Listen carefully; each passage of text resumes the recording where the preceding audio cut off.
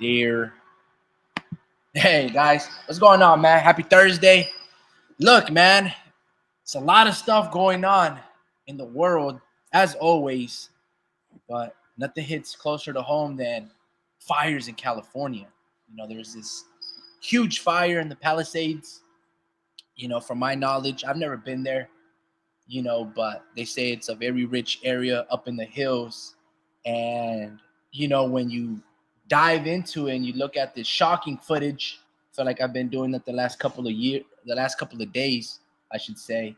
And then you read the comments, you read about people's conspiracies, how they go about interpreting the events, the mayor not being in town, fire hydrants not having enough water in them, where they're running out to put out the fires. A lot of people start looking for answers, and the internet is a great place to find yourself even more so lost, right? But you read all the comments, you just try to do your own research. How could this happen? Why is this happening? Why can you contain it? And then there's all of these kind of like conspiracies that, man-made arsons, HARP, BlackRock investors doing it on purpose. You go down the list of a lot of different perspectives of people and how they're, trying to come to conclusions of these events. And sometimes all of that could be true, or sometimes it's as simple as, there's fires that occur in California, and whether it's we want to blame politicians for not or defunding the fire departments and all of these things, I always come to the conclusion, and it's pretty simple. It's like fires are going to happen in California. So why don't we deforest certain areas? Why don't we try to contain it before it happens? Every single day, the weather, we can go on our phone and we check what the forecast looks for this week in case if we're going to have a heat storm, if we're going to get rain. We always look at for this information. The Weather Channel, they're always reporting certain things. And I feel like the people are never truly concerned until it impacts them. And they don't put pressure on their mayor, their governor, and be like, hey, bro, we're expected X amount of high winds and extreme heat. Bro, can you guys already water down some of these hills and control it just in case something like this were to happen? Until it's already too late, then that's when we want to point the fingers, right? For after these catastrophic events. And then, there's the religious zealots out there that be like, oh man, it's purging California, or all of these people like, oh, it's a great thing that they're hiding the evidence because all of these people are hiding certain things and trying to eliminate the traces of pizza boxes. And it just gets crazy. Drew, do you know what I'm talking about, or nah, you haven't been digging down the rabbit hole of the internet when it comes down to this knowledge of the Palisade fires? What are you talking about?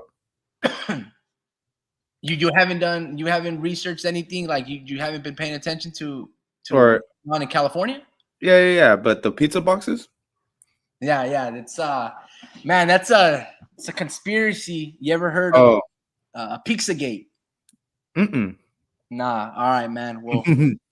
We'll possibly get into it. I'm sure that when you just Google certain things of this, I'll Google it right now then. the hell. But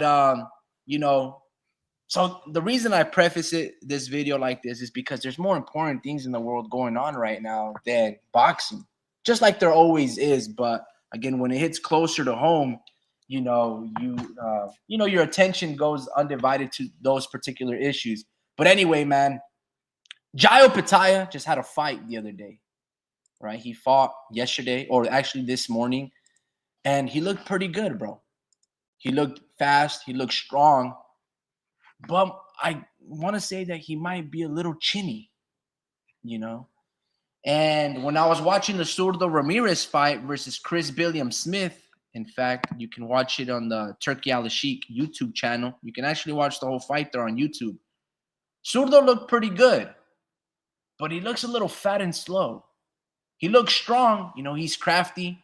He throws nice combination punches.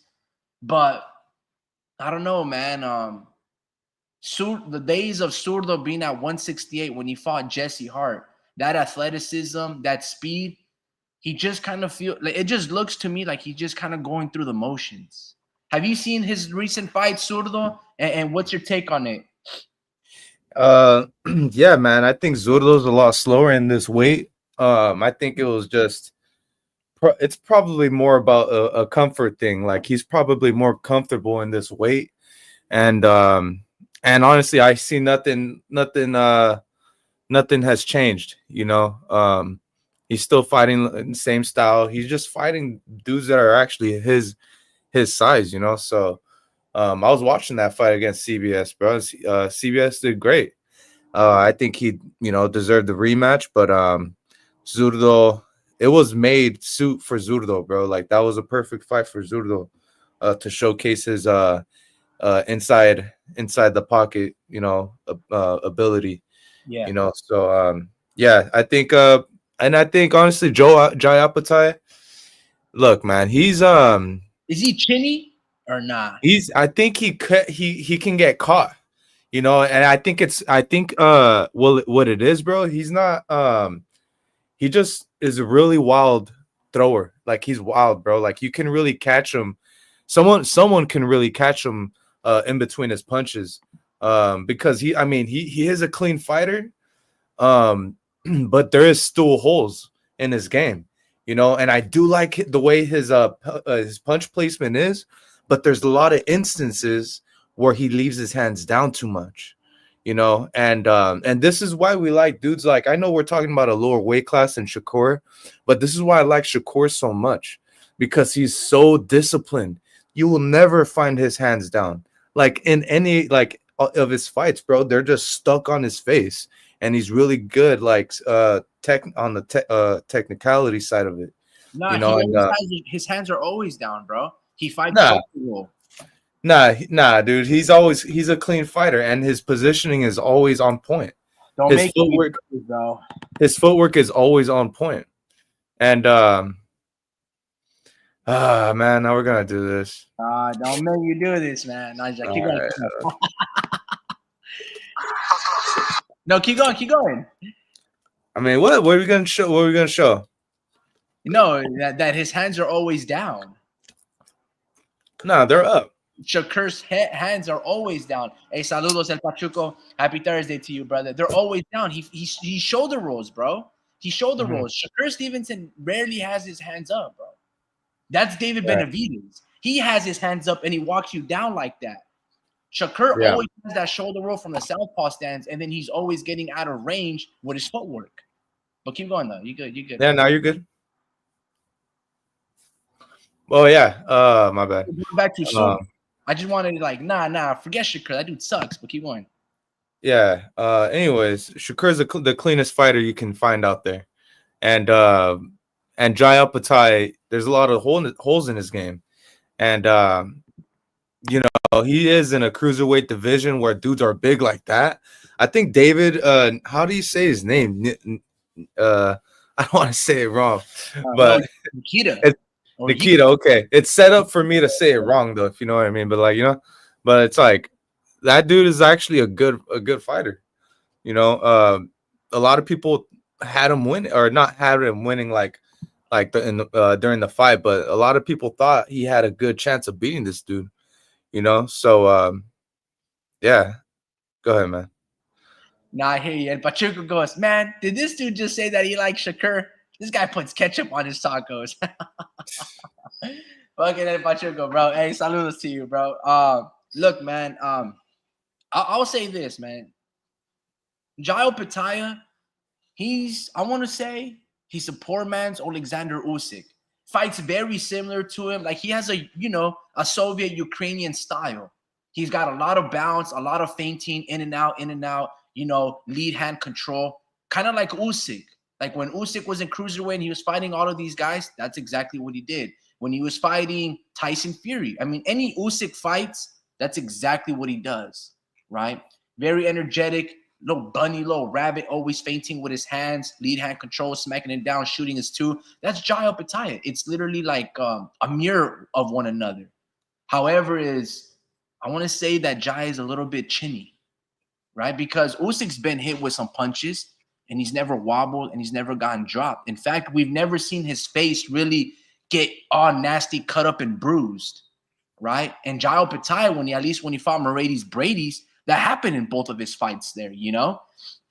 And you've never really seen Usyk. Now, when Usyk fought Brady's, I thought it was a good boxing match. I don't know if you ever saw that one when they were fighting for the Muhammad Ali tournament, but I thought Brady's fought to a draw and possibly beat Usyk. That's one of Usyk's toughest, closest fights alongside Derek Chisora.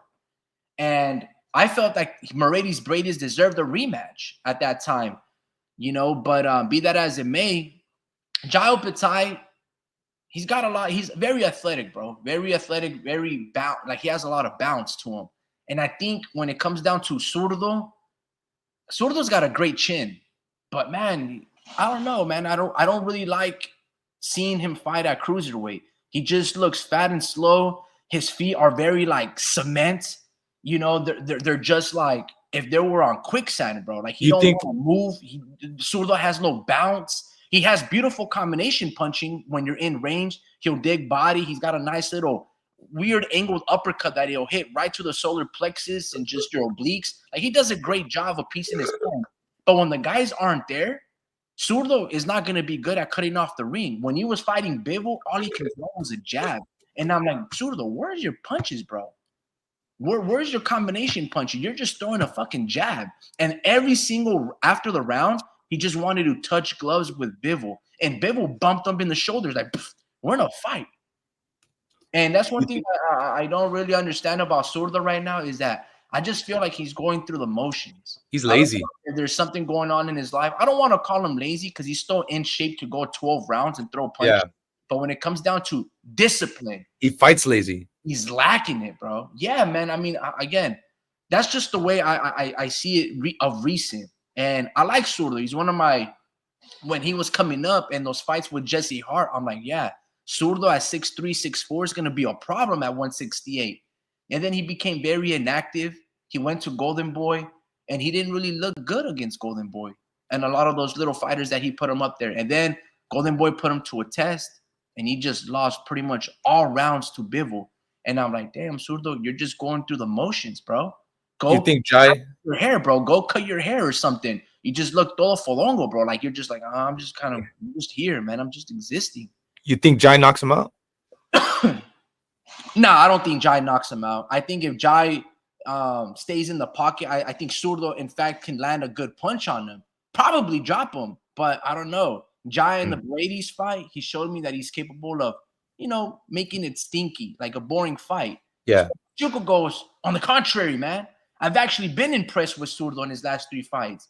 He does have a sneaky uppercut. Yeah, a lot of people say that they've been impressed with Zurdo, and I just don't see it like that. Hold on, let me see if I have it. Because he makes it like an inside fight, and that's like his favorite type of fight right there. He loves to fight in the inside, bro. Playlist. So if he can get someone who's not an actual pure boxer and uses the whole entire ring, then that's his type of fight, you know? Yeah, let me see if I have it. I think I should have a highlight of Zurdo versus Jesse Hart too. So who is like the Colin Smith of the cruiserweight division, you would say, like that pure boxer, you would say? So check. I don't know. If you go watch Zurdo when he fought Jesse Hart, both fights, he looked really good. Hold on. I'll show you guys a clip right here. Like Jesus Ramos, bro. Like a fucking boxer. And then look at him now. I know. He just wants to stay squatted, and his footwork is just like on quicksand, bro. Like, he don't move anymore. Like he's got long range. Like, I'm telling you, in the pocket, he's very good. But CBS is a big boy, bro. But yeah, and bro, Jesse Hart. Yeah. And look at him. He had a lot of side-to-side movement. He was cutting off the ring. He would throw energy anymore. Now, you could say it's wear and tear, or it could be age. But it's been something that I've noticed ever since he was inactive with Top Rank. And then when he crossed over to Golden Boy. A lot of people have been impressed with Zurdo, and I've actually been quite the opposite. In the sense that after that Bivol fight, I'm like, this guy has no urgency to really amount to a lot of great things. I mean, I'm not too sure how old is Zurdo. Let's say he's 33 or 34 years old, right? He hasn't really done much. And he's been at 168 for a really long time. I don't even think he ever unified. And I think now he's a two-time division champion after beating Chris Billiam Smith. But even the fight with Joe Smith Jr., I was like, damn, bro, Joe Smith Jr. is putting hands on you. And Joe Smith's bro, Artur Beterbiev knocked him out in 3-2 rounds. Yeah. And Zurdo almost went life and death with him. He had to resort to a lot of pivots and boxing. And I don't know, man. I was just like, Zurdo is not that guy to trust in big fights. Now, Jai Opetai, he is no Bivol. He is no Bivol. This guy is 28 years old, and he's struggling with a 42-year-old Mercedes Brady's. So, but I don't know. It'll be very interesting. Pachuco goes, a lot of people thought that Smith was going to steamroll Zurdo. Yeah, when I was watching the fight, I was actually watching it yesterday because I wanted to do my research on both fighters, Jai Opetai, and I was watching their most recent performances, right? The three fights that Jai Opetai has had, 2 with Mercedes Brady's and then 1 with David. And I was watching Gilberto Zurdo Ramirez, Joe Smith Jr., Chris Billiam Smith, just to keep up, like how do they look lately. And I don't know, man. In the first couple of rounds, Chris Billiam Smith looked very strong, and he hit, I think, Zurdo with a nasty left hook and just shook Zurdo's whole face. Man, Zurdo's got a great chin, and that's one of the things that is going for him.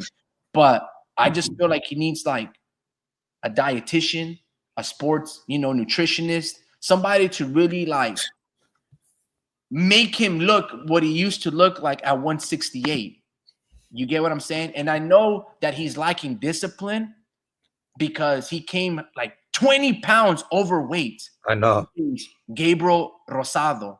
And the excuse was that he's friends with Rosado and he didn't want to fight him. But to come out 20 pounds overweight when Gabe signed the signature on the contract to fight him, he was willing to make money with you. And you came out 20 pounds overweight. That just lets me know, like, either there's something going on with Zurdo, like mentally, that he just like, I want to fight. Kind of like Jojo Diaz. There might be something going on in Zurdo, like Jojo Diaz's life. But when it comes down to inside the square circle and that discipline that is needed to be and to have a level of urgency to take it up a step and cut off the ring and find these dudes that are not going to always stay in the inside like Chris Billiam Smith, I think Zurdo's going to find himself in a world of hurt with guys that have that movement like Jai, like Bivol, like Beterbiev. I don't know. Maybe you guys see it a completely different way. It's interesting that you have been impressed with him, Pachuco. I do want to ask with you, have you seen Zurdo fight when he was fighting at 168? Like, I'm sure that you have, like with guys like Jesse Hart. Because that's when I was really high and impressed with Zurdo. I was always looking up to him because it was like, damn, bro, him and Oscar Valdez during these times, about like 10 years ago, they were peak. And I'm like, fuck yeah. And then all of a sudden, I don't know what it is. Zurdo doesn't want to make fights at 168. He's very inactive. Oscar Valdez is very active, but he wants to move up to 130. And I'm like, bro, you're not even a 126 fighter. You're like 5'5", 5'4". Should be at 122, 118 type of things. But, Yeah. Yeah, dude. Yeah, dude. I mean, he just doesn't have the mindset like a Jai. I think Jai will mix it up with Zurdo. And I don't know, someone's gonna get knocked down, Look at this combination right here, right? So he's fighting and cutting off the ring against Jesse Hart. This is round 5 of 12, right? Look, boom, boom, boom. 1, 2, 3, Yeah. step back 2. Look at that uppercut, bro. That's a signature punch, in my opinion. Boom, boom, boom. Step back 2, 3, bah, boom. He's like a bigger version of Jesus Ramos. I was hoping, yeah, dude, that's actually a really great comparison. I was hoping to see this Zurdo against Bivol. Motherfucker just threw nothing but jab. Like, oh, yeah. You know what I mean? And then you can see the combination punching against here in Chris Billiam Smith. Peep this.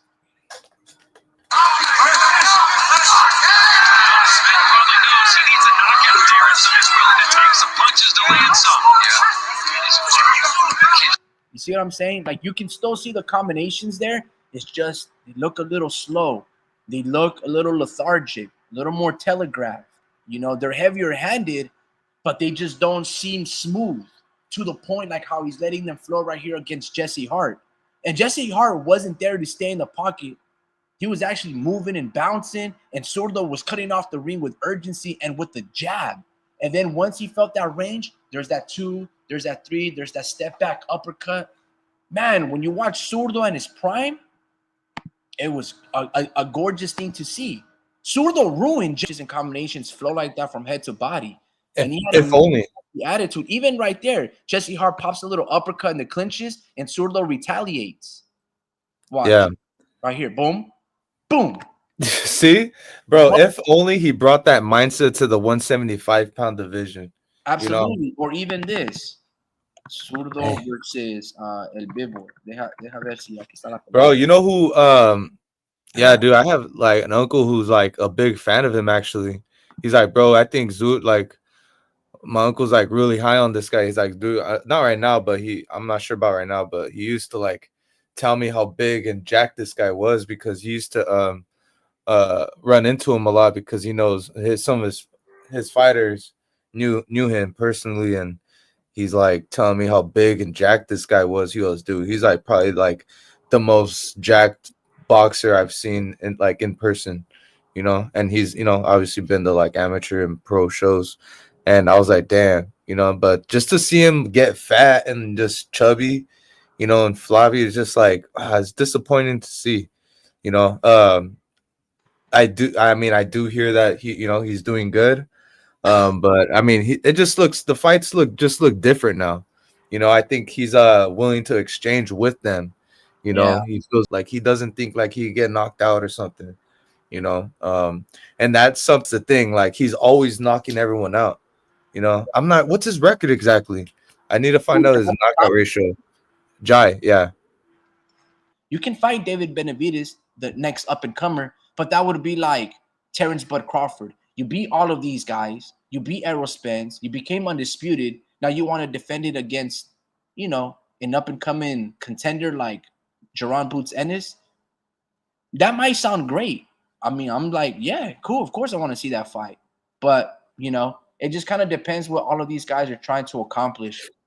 With Jai, I feel like I think he only has one or two belts, the IBF, and he's lineal. And I'm like, yeah, you got to clean up the division. And same thing with Zurdo. And I don't even think, look, overall, I'll favor Jai just because he looks to have a little more sense of urgency. But when it comes down to experience, bro, Zurdo can definitely upset Jai Opetai. I don't think Jai Opetai is infallible.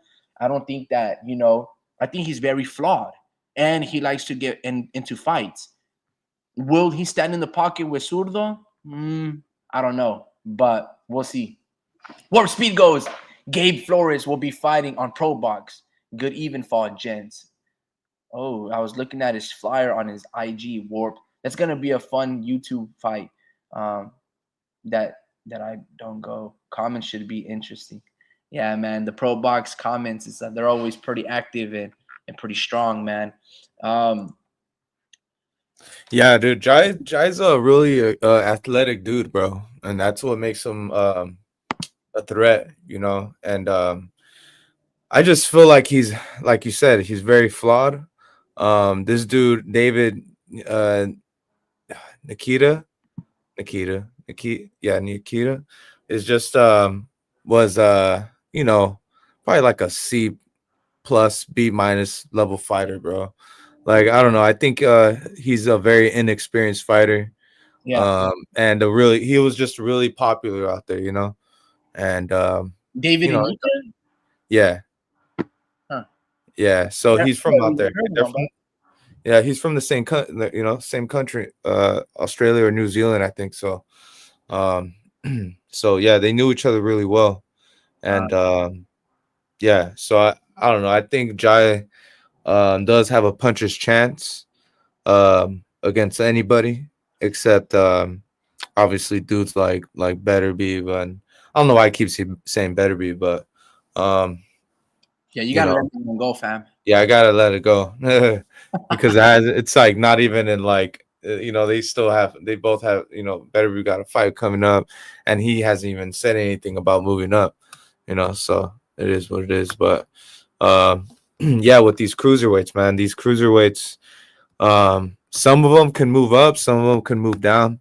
I think Jai is making the right decision and staying there, just because he gets caught a lot, man, Yep. and sometimes he just stays there and kind of like recoups and thinks about it a little bit, and you can tell it kind of like he has to think about it a little bit, and I'm not sure if he's actually hurt, but I see that, and it's like, Oh, no, okay, he gets hurt, bro. I think he's yeah, cheating. you think so? Yeah. You think so? Because we're not him. That's the thing. We're not him. And sometimes dudes play it off really well, And Jai, okay. He's just pausing for like and not punching back. So that says something to me. Where there's smoke, there's fire. So I think Opetai is open for shots. And dude, I think CBS is a big dude. I think Jai should just fight him and show Zurdo what he can do to him, and but or just if they can make the fight happen, they can make a fight happen, So he's backed up by Turkey, bro. That is why this fight is doable, because Turkey's like backing him up, and he's making every single fight, out there, and he actually is like high on Jai. He believes Jai is actually the best cruiserweight, and yeah, man. So it's turkey season, man. So I don't think be don't Jai. be surprised if it happens. No, I'm sure that it will. It'll probably be one of those Eddie Hearn versus Oscar De La Hoya 5 versus 5 fighters. Mm, But the way I look at it is Jai. He's fast, he's elusive, and he's athletic, right? And he relies on, he's a good closer. He's gonna try to shoot for the knockout. The thing is this: when Usyk was doing it, he was much more meticulous. He was much more crafty. And when he would get hit, he wouldn't get hit and be susceptible to punches like Jai Opetai. Opetai has his head upright. It's sometimes not like tucked down right there to the chest. He kind of leaves himself caught, and he also loops more. So it's not always just straight punches, right? And that yeah. you can get caught by Zurdo like that, especially when Yep. you're entertaining each other in the pocket. He It'll be an loops. interesting fight. I would favor Zurdo. Of course, Jai would be the younger, fresher, but I like the experience of Zurdo. I just need him to be a little more elusive and have a little more urgency. Because if I see that performance that I saw against Bivol, I'm like, man, you just came to fight only for 4 rounds and you just got outboxed for the other 8. You know what I mean? Dude. Comes with that type of mentality, you don't really stand a chance. But be that as it may, I think when you look at Jai Opetai's resume, shit's kind of garbage. Like he ain't really fought nobody. And when he finally fought somebody, Brady's, he was already like close to 40, 36, 37, 35 years old. But the distance. He like rearranged your face. Yeah. And that, yeah. And then to the point where in the rematch, you fought super scared. So that, and then the punch that he finally caught you was an uppercut and it made you take a knee. Now the ref didn't count it, but that should have been a knockdown, because there was a delayed reaction. You were going for the clinch, you were still hurt, and then you fell down to your knee. Should have been a knockout, because the events that preceded that situation there was due to, a delayed reaction from the uppercut that, busted up your nose. Zurdo can land those punches, but I just need Zurdo to be much more like what I used to see with him against Jesse Hart. If he would bring that attitude, that temperament that he showed back then, well, I think he would work Jai. Jai ain't shit. Hey, Jai ain't shit. Hey, Jai, like, dude, I just barely thought of that right now. Like, I remember seeing that too. Like, when he misses a shot, he loops his shot, and he's like way out of balance, And I feel like you said, what's his name? Zurdo can really capitalize on that, but it depends which version we get, because there's those instances where it's like he thought he was closer than he was, and he ends up looping the shot, he misses it, and then boom, there you go, he's wide open right there, his chin's right there, wide open for you to just fucking go ham on, and Zurdo does that sometimes, and there's highlights of him doing that, and so yeah, man, I think make it happen, man. Just make it happen. Yeah, man, I hear you, bro. I hear you. Yeah, man. Look, I'm like I said, I'm a big fan of Zurdo, so I'm gonna gas him up. But I really do stand. I do believe that he stands a really good chance. I just need him to really be more disciplined and be more lighter on his feet and have that bounce like he showed, like the footage that I was showing you when he was fighting Jesse Hart. If he were to have that at cruiserweight, bro, I'm telling you, you'd be like, this is a poor man's Alexander Usyk, but with a great chin like Usyk, because he ain't never been dropped, he ain't never been knocked out, and we've seen the frailties of Jai, and we know that Zurdo could get outboxed. But be that as it may, man, I think it would be a really good fight. Have you talking about fighters and talking about Zurdo, David Benavidez or his father in these interviews and Fight Hub TV, they kind of called out Zurdo Ramirez, bro. Did they?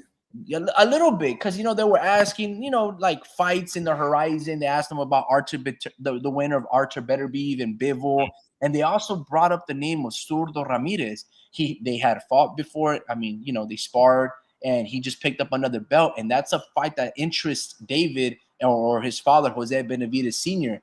And look at, even this is just a drill, right?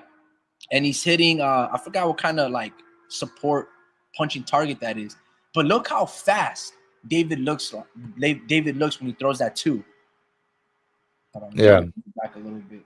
And that's how Zurdo used to hit his mitts with the Japanese Asian trainer that he has. And Zurdo has lost that, bro. He's lost that snappiness, and it's just not more heavy-footed. But if you guys know Zurdo, he's never really been a knockout artist with like a single punch. It's always been accumulation of punishment, very much similar to David Benavidez. But now David might be getting and growing into his own. And every time David brings in Miguel Angel Heredia, I think that's his name, Memo Heredia, David just, bro, he looks like the Mexican monster.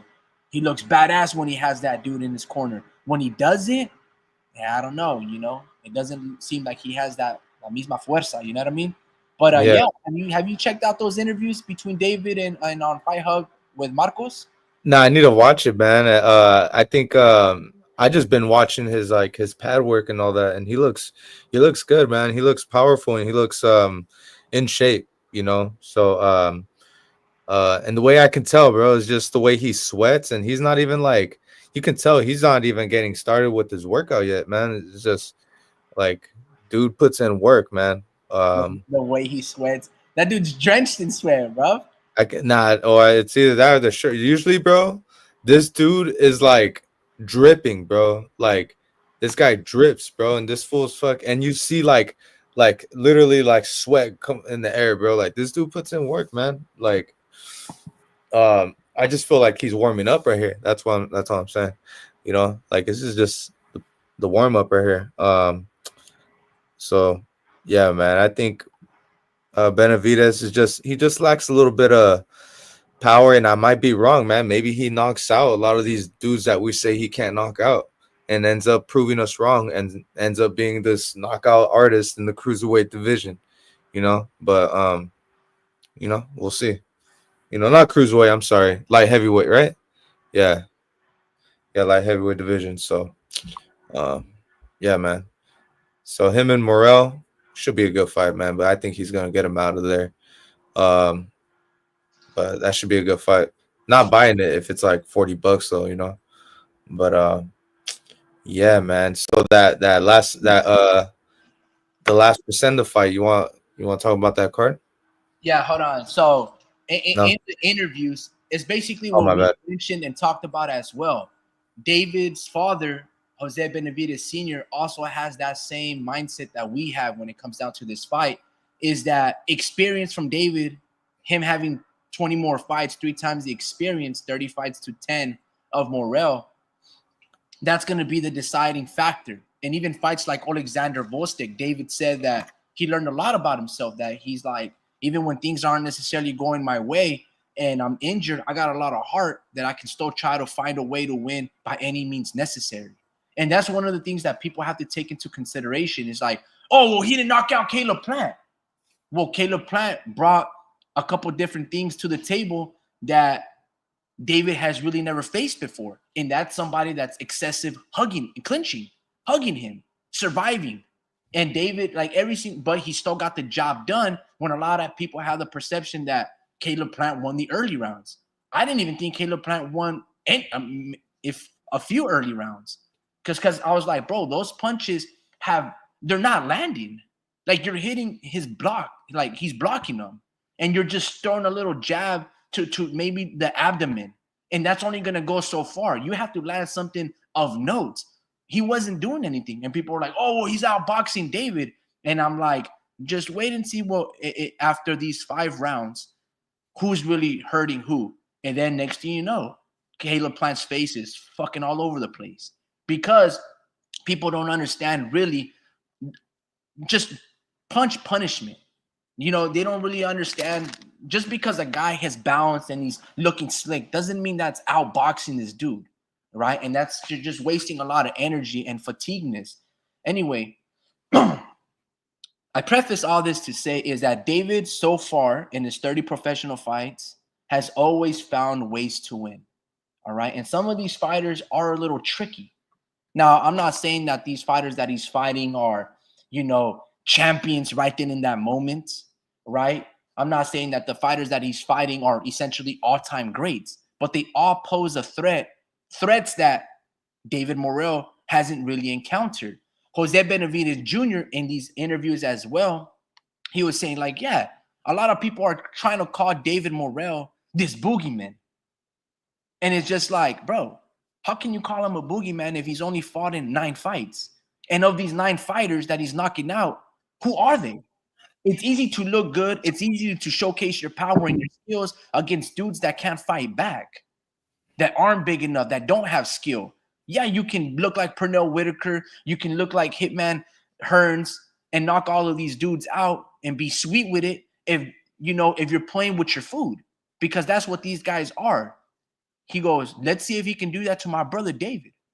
And I was like, it's true. So everything that they're saying, it's like things that we've already been reiterating before in past lives when it comes down to David Benavidez and David Morrell, is that David should win by knockout.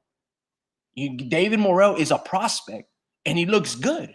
But like Jose Benavidez Sr. said, he should have waited maybe a year or two. He goes, I can see my son knocking him out, really hurting him between 8 to 10 rounds. Also, I think my son could probably ruin him.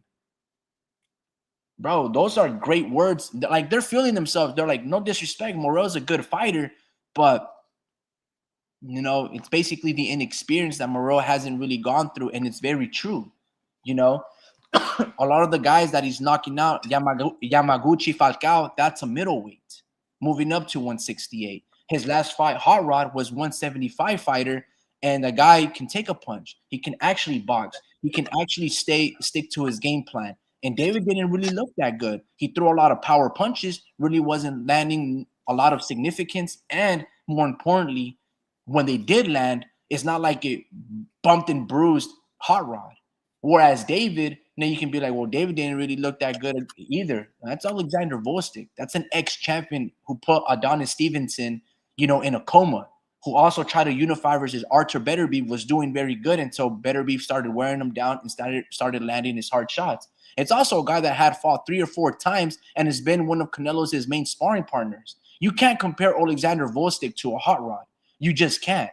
And if we want to put all of these other X factors that David had gone through, injured his hand, he already had a cut during training camp and all of these things, and he's still going through it.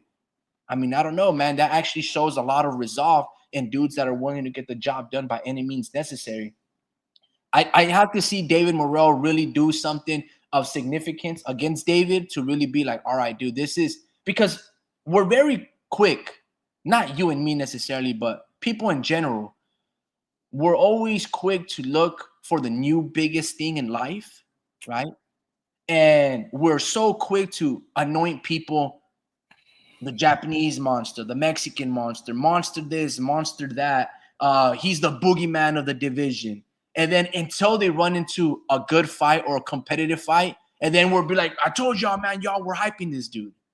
You know what I mean? And then we're so quick to call people cherry pickers, X, Y, and Z for all of these things and duckers. And it's just like, It can never just be like down the middle. And I like David Moreau. I think he's a really good fighter. I just think that he's a prospect. 9 fights. And the fact that he can move up so quick up the ladder at 168 and be like a mandatory to all of these belts, I'm like, how? Either the division at 168 doesn't have a lot of competition, or you're just really that dude. And I'm thinking at 168, Morel, you really didn't beat any of your contemporaries. Did you fight a Jose Uzgatagi? Did you fight a Christian and Billy, a Jaime Munguia, a Caleb Plant? Who did you fight to be a mandatory for any of these belts or to even hold an interim belt? You get what I'm saying? So it's just like, how can you be a boogeyman at all? And it's just very strange. And same thing, you can say the same thing about David Benavidez, but at least he tried to fight Jose Uzgatagi. At least he has the next champion in Caleb Plant. You know, I don't know if Anthony Durrell was the next champion, but when you really look at this, experience is going to be tantamount in favor of David Benavidez. However, if you go to the betting odds, they barely have a little under a 2-1 underdog, like minus 160, 175. No way. I think so, bro. What? I think I seen it this morning. Hold on. That has to be wrong. Let me see if this is accurate. No, I'm not trying to log on. Sports, boxing tab. Let me see. Oh my God, you're right, bro. Yup, David Benavidez minus 170. Damn. To now David Moreau to plus 130. And maybe I need to do more history of David Moreau in terms of his amateur days. For real. You know, because in his professional days, all I really got to see is the red catch fight. No, sorry, not the red catch, the hot rod fight. Yeah. I don't really need to go any further than that because it's just like, well, you're knocking out all of these dudes in one round, which lets me know that you hit hard. These guys aren't nowhere near your level. And see, you're not really getting the experience needed in professional fighting. If you're knocking all of these dudes in one round, all of that stuff can be misleading. And when you fight a guy who's been dropped, David, against Ronald Gabriel, when you've been dropped, when you fought him twice, when you have all of these experience against all of these dudes, and you've tested the waters against, you know, some slick ass southpaws like Demetrius Andrade who try to bully you and put you up against the ropes, he's got a lot of miles for him, David. So all of these things benefit him. So I don't know, man. That's a nice little bet right there. You heard? Yeah, man. That's a good bet. 130. It's like plus 130. What do the bookies see that I don't? You know, knockout for Morel. I think he just I think it's more he might be a dog, bro, like more of a dog mentality, but I think I'm gonna just go with my gut, man. I'm gonna go with my gut and still stick with Benavidez, bro, just because experience says everything, bro. Like there's no way that there's not no way, just because I actually heard that Morel had a really had a really decorated amateur career. So I think says a lot, but I gotta look back at that, like you said, and I'm gonna have to see, man, because honestly, Caleb Plant was also another amateur, well decorated amateur, and one of the best like amateurs, like winning back-to-back Golden Gloves, and dude was that dude, man, and he made him look like he went back to the amateurs, bro. So he could.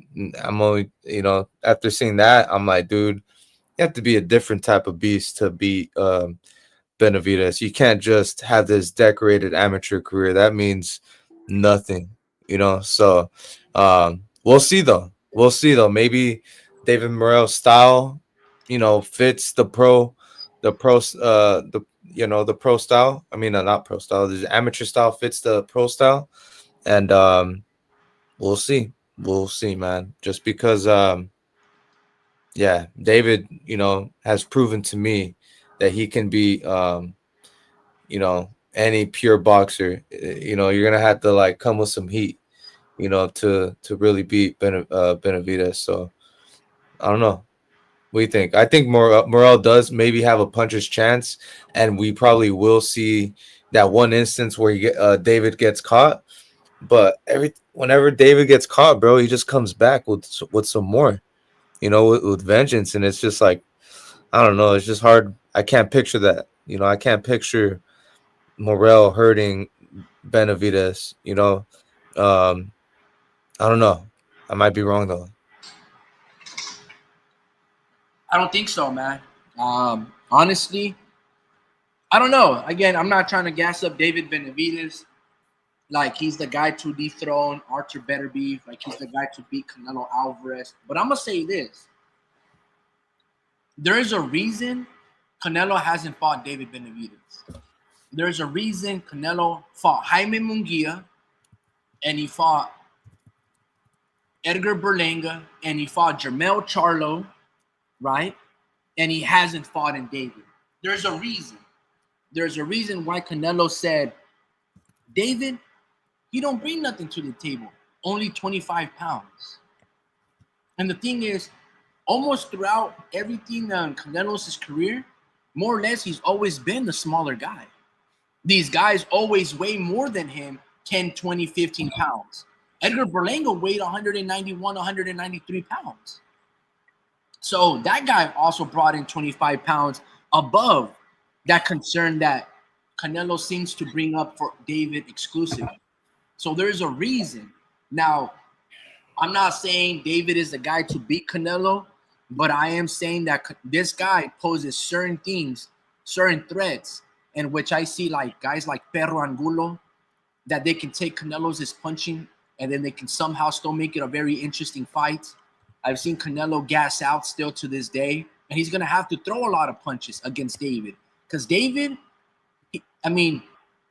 if he knows that you're not a big puncher, he'll just put up his dukes and he'll start just walking you down. And then he'll touch you here, touch you there, and he's not concerned. When he has a little bit concerned that you do hit hard, David has a different look to his style. You get what I mean? When he respects your punch, he'll give you a different look. He's not just some fucking brute that just comes forward and eats a bunch of punches. He doesn't do that. That's why in a lot of his fights, he's very methodical in terms of he's not the type to eat a punch to give a punch. You get what I'm saying? The Mexican G goes, man, I'm rooting for Morrell, but I got a weird feeling we're going to see an upset. You're rooting for Morrell, but you think because David's favored, so you're saying that Morrell's going to be. Why are you rooting for Morrell, man? No, I think he meant because, not but.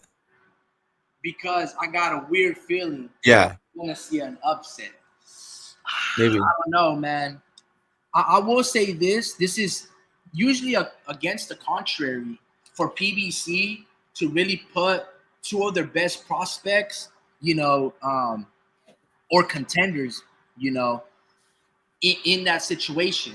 So maybe you're right. I mean, there is some weird things that are going on with PBC. It's like, why are you guys setting up Tim Tszyu to build up Murtazaliev? What was the explanation about that? Like, you guys couldn't put Tim Tszyu against like Sebastian Fundora or rematch, or I know you guys tried Keith Thurman, but you guys couldn't bring in an Errol Spence. You guys had to give him this fucking stone cold killer Murtazaliev. Like, that was some crazy stuff. The Mexican G goes, man, scratch my last comment. I meant to say I'm rooting for David Benavidez. However, I do have this weird feeling we're gonna see an upset. I don't think so, bro. I don't think so. I thought you were rooting for David Morrell because David's a norteño. What the hell? I don't, because you know how his name is like Bandera Roja and shit like that. Yeah. And the Mexican G is like, nah, man, I like to troll people that are gangsters or some shit. I forgot, man. But it's neither here nor there. I'm not trying to go down and read all those crazy comments that you leave, but that's some funny shit. Nah, man. I don't think so, bro. I don't really think David Morrell is that guy because when I seen him fight, Hot Rod, right? What's his name? Like Rajavaj, whatever's. Something Vitch. Yeah, I just didn't see what I needed to see to be like, all right, dude, this is the boogeyman. Because I don't even think, Archer Beterbiev fought that same dude, Hot Rod, and I think he got rid of him late in the later rounds because this guy had good punch tolerance and he was able to move and stick to his game plan. He just couldn't really land anything other than like his 1-2-3s or like his 1-2-1s and penetrate really Archer's guard that eventually he was like, all right, dude, this is enough. I think David, again, bro, like, I'm not trying to gas up David, like, but the dude is really good as advertised. Like, when he fought Caleb Plant, let me see, bro. Let me see this. If I remember that fight correctly, I didn't even look like Caleb Plant stood a chance versus Benavidez. Oh, look at that, bro. The whole fight is up. Nice. When you've been to the top I got to the fight, bro. I'll be right back. from that Anthony Durrell. What happened? I'm gonna take a shower right now. All right, for sure, Joe. I won't be on too much long, bro. Probably like 5 more minutes. Okay, then. All right, man. Peace. Oh, yeah, man. I got to rewatch this fight. The Mexican G goes, nah, I meant to say I'm rooting for Benavidez. Yeah, man, I hear you. Yeah, I got to rewatch this fight because this was a really good moment. The build-up was really good. If you guys remember, Caleb Plant was, bro, Caleb Plant can talk. And he brought out the script and how David was reading off his cell phone. And, oh, man, he was like, look, guys, David needs his talking points. Look at everything scripted. Bro, he was going on all off on him. And then he had that revenge tour where he made the David Benavidez 300.com website and he was making merch. Like, he stole the whole David Benavidez name, trademarked it, made a website to sell apparel. Caleb was just trolling him, bro. And David was just not, he was just all business. I don't think Morrell, I got to watch Morrell all over again in his last fight. But kind of like Morrell, bro, and Zurdo, they're a little slow. They hit hard, but they are a little slow. The Mexican G goes, man, hell nah. I don't know what you're talking about. I'm rooting for the Mexican monster. Yo, Vince, if you're still here, brother, I know that you and Speed said that there's going to be a fight. He will be fighting on Pro Box in terms of Gabe Flores. Yeah, I want to see Gabe Flores. I want to see who his trainer is in terms of moving forward. I know that he's going to still be with his father, but I think that they were like bringing in like Robert Garcia as well to, give him pointers. He should change his name to the Blue Rag. His dad is from Los. Yeah, man.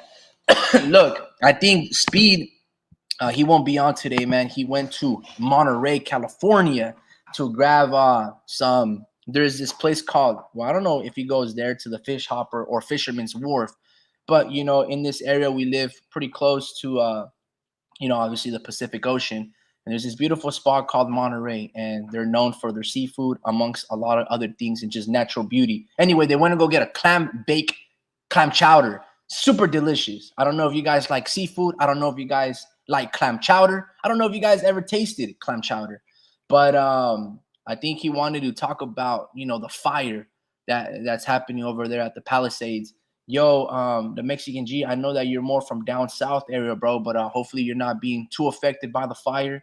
I can only imagine, the residue, the ashes, the sky looking orange and, very murky of these flames, bro. So hopefully your loved ones and people and just El Terreno over there, bro, everything's, not too devastating, because these videos, bro, that I've seen from this dude that I follow, his name is like Bay Area Stringer. He's recording a lot of this like archival footage of the flames, and it just looks like the Palisades is just destroyed. Again, I don't really know too much down south of the area, but yeah, brother, it's crazy. The Mexican G goes, Benavidez versus Plant is still one of my favorite fights. Yeah, man, I gotta rewatch this because we watch a lot of fights and then we very rarely go back and watch them for a second or the third time, because we still have, at least for me, I still think this fight is relatively fresh, but I don't remember every single punch combinations and how the rounds went. I know that people were saying, oh, Caleb Plant won like the majority of the first 6 rounds, and then David won the majority of the later rounds, and I just remember almost seeing like a shutout from David. I think there was only like 2-3 rounds that I wanted to give to Caleb Plant, because it's just like, you weren't really throwing nothing. The Mexican G goes, Plant bought that website for nothing. Benavidez beat him like a stepchild. Yeah, man, he trademarked the Benavidez300.com website, and he was selling shirts and hats and stuff. Caleb Plant, he's smart, bro. He's smart with his business. And one of my favorite modern fights in terms of build up and everything, Caleb Plant versus Canelo Alvarez. It was one of the fights that I thoroughly enjoyed watching from, top to bottom. I liked the build up. It was true animosity. And, bro, it was for Canelo to become undisputed for the first time. Everything was excellent of that fight. Apparently, Jose Jr. is back on the undercard. Correct. Yeah, he's fighting. He don't know who he's fighting, but he's fighting, and that's all he cares about. I love Jose Benavidez Jr., man. That dude's a real fighter. And we talked about this many times, but him and Frankie Gomez were two of my favorite fighters in the amateurs coming up in the pro game as well. It's just Jose Benavidez Jr., bro, like, he's too hood, he's too gangster for his own good. That he got shot in the leg, Jose Jr. looks like he drinks a lot. Nah, I don't think so. I think David drinks a lot, and I think Jose, he's always like more amped up, like he's more on that coca. But look, guys, because he's always like mean mugging, like in every given second, he's ready to pop off and just start swinging at fools. You know what I mean? Like he always has like that animosity, that grimacing look of the Reaper. Now I don't even know, man. It's kind of ironic between Jose Jr. He was considered a high prospect out of the both Benavidez brothers. Yeah, man. Sometimes life has a way to humble you, and kind of like Jamal and Jermel. Jamal was the highly touted, of the twins, and Jermel ended up accomplishing much more. Sometimes, man, as the older brother, you have a huge responsibility that a few can't really like set the precedent for the youngerlings. And Jermel had a lot of stuff going on in his life, injuries, and then the thing with his wife and all of these things. And yeah, Jose Benavidez Jr. went through, that devastating incident. I think he was walking his dogs and his pit bulls, right? And then he got like shot up in the leg that it hit like a vein or something like that, and it was pretty bad. He was out of the ring for 2 years. The Mexican G goes, none of my family lives in LA, so we're okay. LA is about 2 hours away from me. Yeah, man. Well, that's good. That's good news, man. Because like I said, I kind of felt like wanting to talk about all of these things when it came down to the Palisade fires. I feel like there's more urgent things and more pragmatic things that, while it's not necessarily happening to you and me, it could happen to you and me tomorrow or the next day, because there's these, the powers that be. They have the technology to really manipulate a lot of things. And sometimes it's not even the powers that be. Sometimes it could be their own insurance companies. I remember there was an article that I was reading where firefighters, so they can get budgets, higher increase of budget and higher pay, and maybe not downsize or get defunded. There were certain firefighters that were caught causing fires themselves. I don't know if this was up in Oregon or Northern California by the border areas, but there's a lot of manipulation between people that do these things on purpose. Like Christopher Nolan wrote in The Dark Knight, sometimes people just want to see the world burn. So are these man-made? Are they just Mother Nature? Are we inept and, negligent to really prevent certain things before it's like, oh, it's not going to happen to us? And then next thing you know, we lose everything that we've earned, we've worked hard for, we've been given through inheritance, whatever the case may be, for all these people in the Palisades. But I just feel that, like, at a microscopic view, a lot of people just they don't ever assume that it's going to happen to me. You get what I'm saying? So it's just a thing that we can really look at what's going on in the Maui fire, associated what's going on in California, and be like, it could happen in any area where there's high minerals, materials. Let's say in Mexico, let's say that there is an amazing location of, minerals for these energy batteries. And then Elon Musk is like, hey, Trump, this is what we need to do. But yeah, guys, I'm going to keep it short, man. I got to wrap it up here. But we'll talk about it more with Speed. He's more of the researcher. He likes to go through these deep dives. Have a good night, fellas. I will see you guys possibly tomorrow. And hasta la próxima, guys.